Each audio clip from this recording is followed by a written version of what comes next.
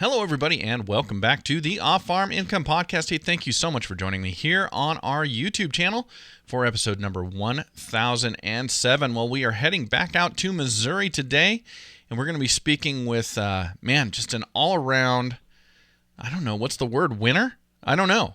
Definitely a very, very accomplished young man. Mr. Trevor Campbell is coming on the show, and he's going to be talking to us about how he got started fixing small engines and how he turned this into a 4-year business during high school for his supervised agricultural experience and all the other things he's doing on top of this great business he's already got going. It's a really great interview.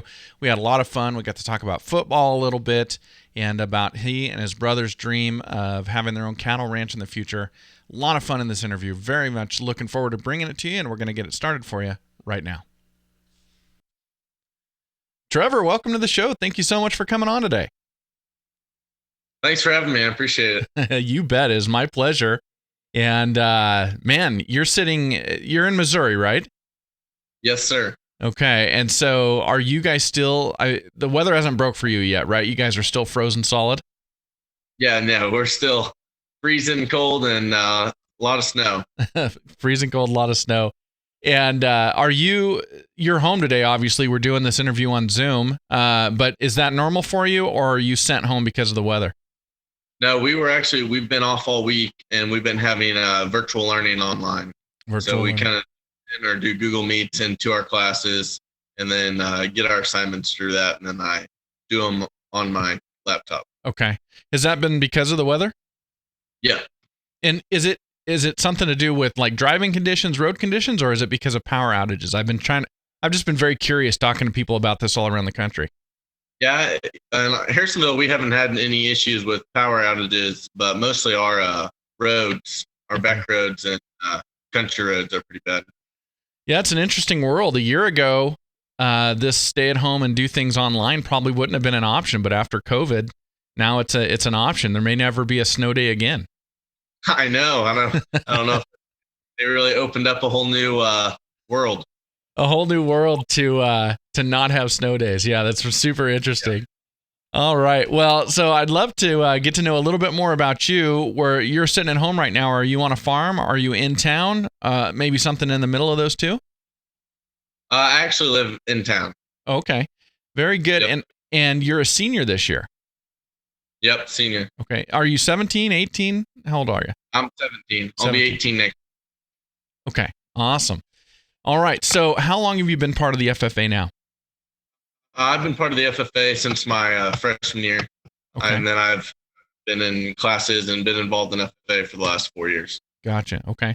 So what brought you in? Why did you want to join? I worked on a farm my 8th grade year. It was a pretty big farm, about 2,500 acres outside of Harrisonville. And I just really enjoyed working with, whether it was cows or doing labor, throwing hay, just anything that involved agriculture, I really enjoyed. And I just figured what better way to get more involved than join FFA and take some classes down at our Cass Career Center. Okay, awesome. And so was that a cattle ranch you were working on? Dairy farm. Dairy farm, okay. And are you no longer doing that, or is that still part of your after school work? I help out there a few days during the summer throughout, just whenever they need it, but that's not my primary job anymore. That was more of just a summer job. Gotcha. Okay. So you joined the FFA. It just made sense. The FFA was about ag. You'd been working in ag. And obviously it's gone well for you. I've got here on my notes that you're currently the chapter president and you're also the area parliamentarian. Is that? Yep. Yeah. It's been a fun ride. And just over the years, my junior year, I was the treasurer of our chapter here in Harrisonville. And then going on my senior year, I decided that I would try to run for president. And then that led to, wanted to be more involved in the area. So I was able to help out there too. Oh, very cool. So what led you to wanting to be an officer? What was it about taking that leadership role that appealed to you? I just felt like I could try to get more of the younger kids in our school and different aspects of our community more involved in agriculture. and I enjoyed it, and I loved being to all the meetings and stuff. And I just felt like it was something I wanted to do to help out our chapter and try to make it better. Okay. And then obviously you're now serving as an area officer as well. Do you have plans to try to become a state officer? That's something I for sure have put some thought to, but I have decided that I don't think I'm going to pursue being a state officer. You're going to take your talents elsewhere? Yeah, I think so. Okay. Well, we'll get into your SAE here in a second, but obviously you're busy with that too, and you got a whole new stage of life coming up on you here in a couple months. But man, tons of accomplishments already. That is great. Well, I know that there's always at least one FFA advisor that's helping students out, sometimes more. How many advisors do you have at your school? We have 2 advisors at our school. Okay. We would love to acknowledge them. Would you mind just letting everybody know who they are?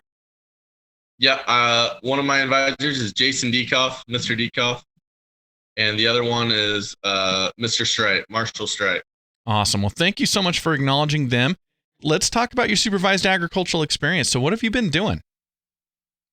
Well, my SAE started my freshman year. Well, it started a little before, but my freshman year is when I started working on a small engine repair business. And through middle school, my dad has always kind of tinkered with engines here and there, just, fixing stuff during the winter, finding things to do. And I always had a big interest in it, a large interest. So I started taking that on. And then after buying my first lawnmower, I found on the side of the road, and I decided to bring it home and just fiddle with it and see what I could do if I could get it running. And after changing, some maintenance, new gas, clean the carburetor, spark plug, I was able to get it running. And then I thought, this is something I could probably make some money at. So then I started searching marketplace and buying different bundles of small engines that weren't working. And crazy how many people are just willing to get it out of their garage if you're just coming. So after that, I started getting my name out there and was able to sell some small engines here and there. And then last spring, actually with COVID, I think at a few times I had over 25 to 30 engines in my garage. People just needed tune-ups for the spring, or a few minor things were wrong. That they were able to bring it to me, and I was able to fix them up and get it going. So that's my main part of my SAE. That's awesome. So I got to go back to that very first one that was on the side of the road. Now, when you say side of the road, I got to clarify. Was it actually just sitting there on the side of the road and you just scooped it up? Or was it on the side of the road, you knocked on the door and said, hey, is this junk? Can I just take it? No, side of the road that says free. It had a big cardboard that said non-working free. Okay. And you were able to get that one going? Yep. Okay. So when people have these small engines, whether it be, I'm assuming like lawnmowers and rototillers and things like that, am I kind of getting close to what you see the most of? Yeah. A lot of push mowers. Okay. And then I've dealt with power washers, riding lawnmowers, generators, tillers, really anything you could think of. Okay.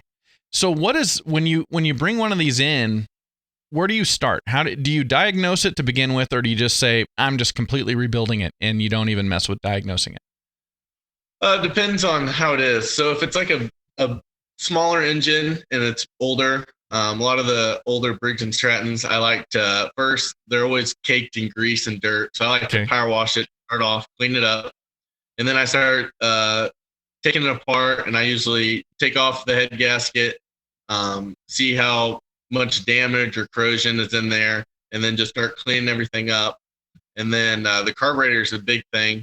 If the carburetor is pretty gummed up and looks like parts are not moving freely, I can usually find parts for that and replace the carburetor. Okay. And then just small maintenance stuff like new spark plug always is a easy fix that usually can help get them running quickly. And okay. So then I just start tearing it in there and then diagnosing from there. Okay. Is the most common issue the carburetor in bad gas? I mean, yeah, a lot of the time it is. It is. Okay. It over the winter months, and it'll just get gummed up and dirty, and it's not ran within a year. Probably it'll. Okay. And so, do you have to replace parts when you find yourself in that situation, or can you just clean it? I'm asking for selfish reasons, by the way. Well, it just depends. Sometimes you are able to clean them out and get them running, but you can also find those parts. Sometimes you can find carburetors online and a whole tune-up set for like 10 to 15 bucks. So whether you spend the time trying to clean an old part or spend the extra little money investment, but then I have the assurance of knowing that it's a new part and that I will feel good about selling it to someone else. Okay. Yeah, I've got a generator that I let go bad. I cannot start it, and I know I've got to tear into that carburetor. I know it's old gas. I completely screwed up. So, yeah, this is good advice. I might be able to find that carburetor pretty cheap, though. So that's good advice. Okay, interesting. So you got started doing this because your dad was sharing this interest with you. You obviously liked it, and you were curious. You saw that one sitting on the side of the road. Hey, can I get this thing running? And so Yep. What, that very first one, was it a push lawnmower that was sitting there? Yeah. It was an old red push lawnmower, probably the most basic you can find. Old Okay. brick scratch on it. Okay, so once you got that thing running, did you turn around and sell it? Yeah, I did. I posted it on Marketplace the following week for, I think it was like 45 or 50 bucks, and that was it. Man, that is good. Yes. Okay. And so it was at that point that the light bulb turned on and you went, that was 50 bucks. If I do this again next week, that's another 50 bucks. Yeah, that's exactly what my thought was. Okay. And the fact that I absolutely love doing it. That was the best part. That is the best part. I agree. That's great. So you started doing that, and it sounded to me like your business started out with you finding these older engines that people were abandoning, getting them going and selling them. But it also sounded like now your business has evolved into people bringing you stuff for tune-ups and to get fixed. Is that right? Yes, for sure. I have a good amount of people in the spring contact me of just doing tune-ups, oil change, spark plug, sharpen blades, air filter, that type of stuff. Mm-hmm. That I'll run through for them in the spring. But that all started probably within the last year. Okay. Oh, so that's really new. I mean, that's just right in the last year that you've started doing that. So for the first 3 years, essentially, it was all about finding these old engines, fixing them, and selling them. Now you've added something to your business. Yep. Okay. Is there a name for this business? There is not. Everybody just knows to call Trevor. Yeah. I think last spring, early spring, like in February, almost winter, but I made a Facebook post of asking for lawnmowers and stuff. Okay. And was that just like on your personal Facebook page? Yep. Okay. So at this point, it's just a word of mouth type deal plus the Facebook post. People know they can bring it to you to get it up, get it running, get it tuned up. Yep. Okay. Now, does that mean that spring, is that going to be your busiest time of the year in this business? Yeah, 100%. Okay. And everyone want them out from the winter and doing the first 3 pulls, and if it doesn't start, most people are ready to either go buy a new one or find someone to fix it. Gotcha. Now, do you do anything in the fall? Do you reach back out to these same customers and say, hey, let me, I guess, winterize it for you so it starts on that first pull this next spring? I winterized a few, but I'm involved in football in the fall, and my schedule is pretty slim. The fall is really start finding a lot of people who want to sell stuff. Oh, so you can get some deals in the fall then? Yeah. Okay. Now that's interesting too. So there's obviously money to be made when you find one that somebody wants to give away. You can get it running and selling. But if somebody wants to sell one, and if you can get a deal on it, then can you still make money? I guess reselling it? Yes. There's obviously you don't make as much, but yes, there's I've made a lot of money by. Okay. All right. What position do you play in football? I play right tackle and then middle linebacker. Okay, so you're on both sides of the ball. Yep. Very cool. Do you like offensive line or being a linebacker better? I like being a linebacker a lot better. Okay. I would too if I was you. All I ever played was right guard, but yeah, I would too. And I got to give you my condolences on the Chiefs. Are the Chiefs your team? Oh, yeah. Love the Chiefs. That was interesting. I'm a 49ers fan, so I last year was not a fan of the Chiefs when you guys destroyed us in the Super Bowl. But, I like Mahomes, and I like the Chiefs. I like Andy Reid. But was there any part of you that thought it was cool to see Tom Brady accomplish what he did this year? Yeah, there was. I mean, you can't deny that he's not. I mean, he's the best. I think so. He's good and been in his prime and still in it. That is awesome. I'm going to send him a copy of this podcast and go, "Hey, Trevor Campbell. He says you're good. Yeah. Keep at it, Tom. He says you're good." That's funny. No, you're right. My favorite quarterback of all time is Montana, and the 2 Super Bowls ago he eclipsed Montana, and all I got left is Montana never lost a Super Bowl. That's all I got to cling to now. But no, it was pretty fun to watch. Okay, back to the topic here, back to small engines. Okay, so you now buy them. If somebody's selling one that you're going to be able to turn around and resell and make money off of, why are they selling it in the first place? Just because they don't want to mess with it. I just feel like there's a lot of people who would rather have someone else have to deal with it and then go buy a brand new one than have to worry about trying to fix it up and knowing what to do also. So is it like when they're selling it, has it stopped running or is it running rough or something like that? Is that the reason that they're offloading it?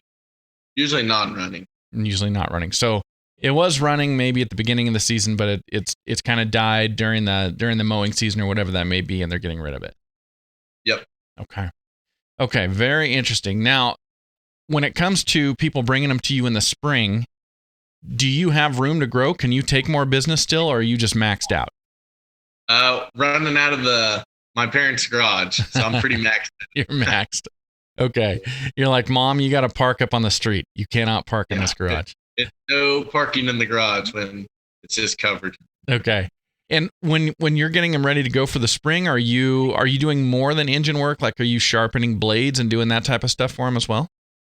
Yeah. So I do. If I'll either do engine work, but in the spring, a lot of people will bring them for tune-ups. And that's when I'll do the sharpening the blades, the spark plug, the oil, the air filter, things like that, to kind of get them ready for the spring. Okay, got it. And then once that spring rush dies off, what's the rest of your year for your business look like? So the small engine business I hit it pretty hard in the spring. And then I also mow. My other SAE is I mow different yards around town. So I have probably half a dozen, probably 6 or 8 yards that I mow around town. Okay. They kind of counter each other because the equipment I use to mow my lawns is equipment that I've bought and fixed. Yeah. So I started out when I started mowing, I started with a super old Craftsman riding lawnmower that I don't even know how it still ran. And then to a Cub Cadet, and then last spring, right before mowing season really took off, I bought a Zero. Okay, man, that's brilliant.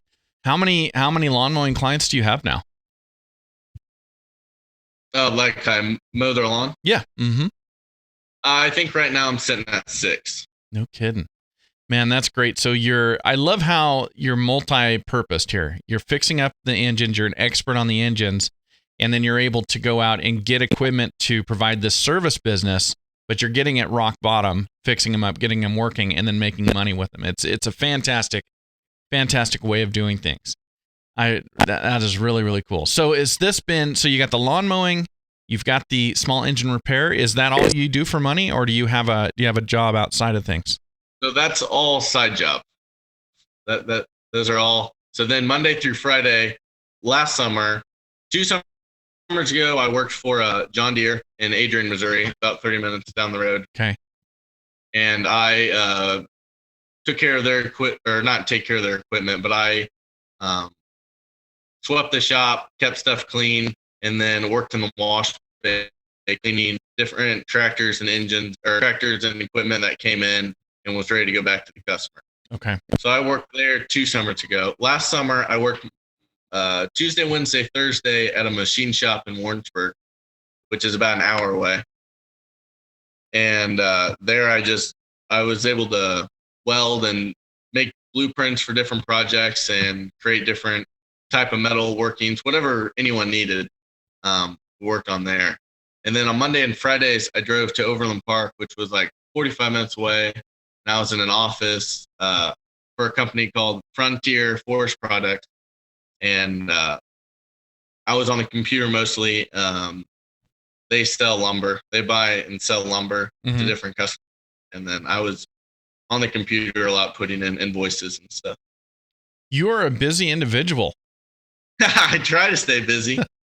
Where does this work ethic come from? Oh, I don't know. Just over the years, playing sports, it's just, we always stay busy and just, always have practice and doing stuff. Yeah. I think it comes from my dad. He always stays busy and always doing something, finding work to do, being productive. And I just always enjoy. That's great. So I've got this list here. I got my notes on you here, Trevor, and I got this list of accolades. So I've got what we already talked about. I got chapter president. I've got area parliamentarian. I haven't even got to this yet, but I've got that you won an area proficiency award in ag mechanics repair and maintenance. But what I don't have on my list is my producer just showed me a picture of you in your football uniform with some sort of a furry crown on your head. What was that accolade? Oh yeah, this fall I was homecoming king. Awesome. That's interesting. I was never anywhere close to homecoming king. What's that like? I mean, it's no big deal. Just something else. I don't know. It was kind of I don't know how to describe it. It was a neat experience. It was a lot of fun. Yeah. But well, that's good. You're a nice person with a great work ethic, and I'm happy for you that people recognize that. So tell me about this Proficiency Award. When did you get that? I got that Proficiency Award actually just a few weeks ago. Awesome. Congratulations. Yep. They took it to our area, and I ended up taking first. So that was the Proficiency Award. I obviously filled out online and put in all of our information. But yeah, I got that. That's great. And so are you going to, I mean, I know you're graduating soon. Are you going to continue to compete with your proficiency? Are you going to try for a state proficiency now that you have the area award? I'm competing for state whenever I think the application's due in a few weeks, but yeah, I'll be taking my Proficiency Award to state and then seeing how it competes there. That's awesome. Good for you. Well, I'm excited for you. I think you're going to do well. Okay, so you are going to graduate here. Let's see, this episode's coming out on March 1st, so I mean, we're talking like 2 months from the time it comes out. You'll be graduating high school. What's next for you after high school? Next fall, I plan on going to the University of Missouri down in Columbia, or over in Columbia. Okay. And I'm going to study agribusiness. Agribusiness. Okay, that's interesting. So here you are, you're 4 years into running your own business. Now you're going to major in business. Am I smelling entrepreneurship in your future? Or go ahead. That's the plan. That's the plan right now. I don't know exactly where I'm going to, end up, but we're going to head down that path and see what happens. Okay. Well, so right now, and by the way, no pressure. I do not expect you to make a plan on this interview with me and stick to it for the rest of your life. But right now, as you look forward to the future, if you got done with college and you got out in the workplace, you were doing exactly what you wanted to do, what would that be? I see myself working for obviously in the agriculture field, working for maybe a company like there's a place in that my brother's starting with, and that we know some people that I've worked with through the summer called MKC maybe working with sales or some type of marketing through a bigger company like that. If I could get into like sales or marketing through a big agriculture-based company, I think that'd be a lot of fun. And then me and my brother's dream is to have cattle on like a 40 to 60 acre farm. Awesome. Okay.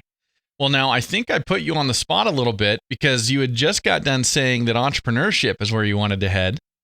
So that's what I was actually asking you. So, and by the way, getting started working for somebody else to learn a trade and then go out on your own is a very valid way of doing things. But what I wanted to know was, when you picture your future life working for yourself as an entrepreneur, what does that look like? Yeah, I don't know. Okay, so here's what we know at this point. You've gotten a taste of running your own business. You like it, and you know that's where you want to wind up. What that looks like, we don't know yet. Was that a fair way of putting that? Yeah, that is fair. Okay. Well, that is totally fine, Trevor. You do not need to have an answer to that question right now. I just was curious if you did have that vision kind of already. Well, let's do this. I want to ask you advice for other students coming up, especially students who might be on the fence about whether or not to take a class in small engine repair. What would you tell them about that? Why is it useful to them, even if they don't want to run a business like you have? It's useful just for knowing basic mechanics and different stuff about your everyday life. Things in whether it's small engine class, my ag classes, my welding classes, and then even having your own SAE, knowing how to handle your money, taking risk and making investments, and seeing how you can make your profits excel to the max, are all very important for anything you're doing. Yeah, that's awesome. Well, Trevor, this has been a pleasure. I had a lot of fun getting to know you. Thank you for coming on today. Thanks for having me. Well, thank you for being here, everybody, and thank you to Trevor Campbell for coming on the Off-Farm Income Podcast today. And hey, we would love to have you as subscribers on our channel. Hey, please click that subscribe button and subscribe today. And hey, follow us out on all our other social media channels as well. You can find us on Facebook, Instagram, Twitter, and LinkedIn. We'd love to connect with you there, everybody. And as always, enjoy your journey to the ultimate lifestyle business, agriculture.